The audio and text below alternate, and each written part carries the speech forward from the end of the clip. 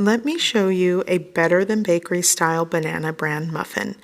These banana muffins have protein, fiber, and so good. I'm starting with 2 ripe bananas. I'm just going to put that into a blender cup. I'm also going to add 2 large eggs.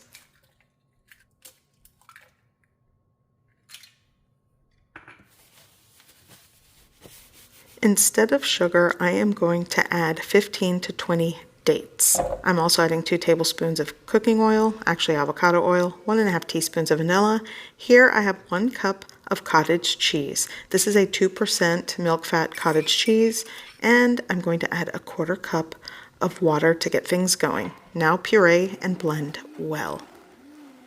And putting the wet ingredients together for these muffins, it really is easy. I love doing things in the blender. Okay, dry ingredients. 1 cup of wheat bran. This is going to add a lot more fiber.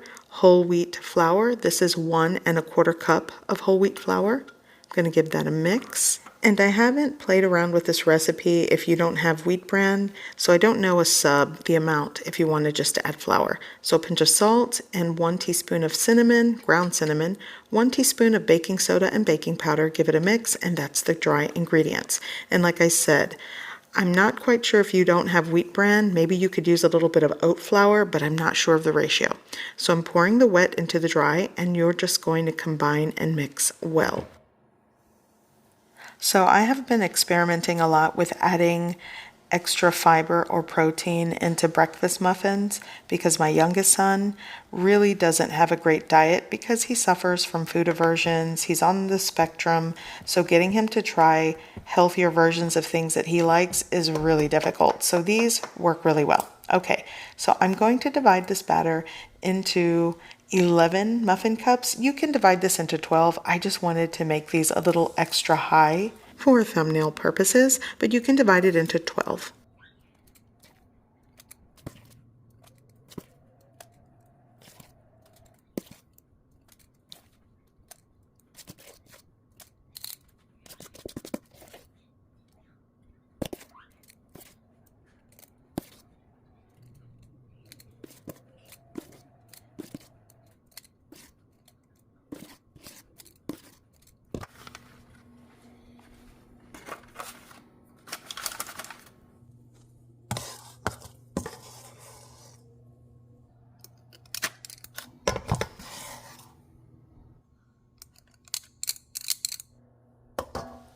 Okay, so I'm going to add a little bit of raw cane turbinado sugar just on top, and you'll want to bake these in a preheated oven at 400 degrees Fahrenheit for about 20 minutes, 15 to 20 minutes, depending if you divide it into 12.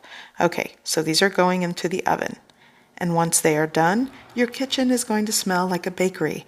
It smells wonderful, and check these out, just the way we like them.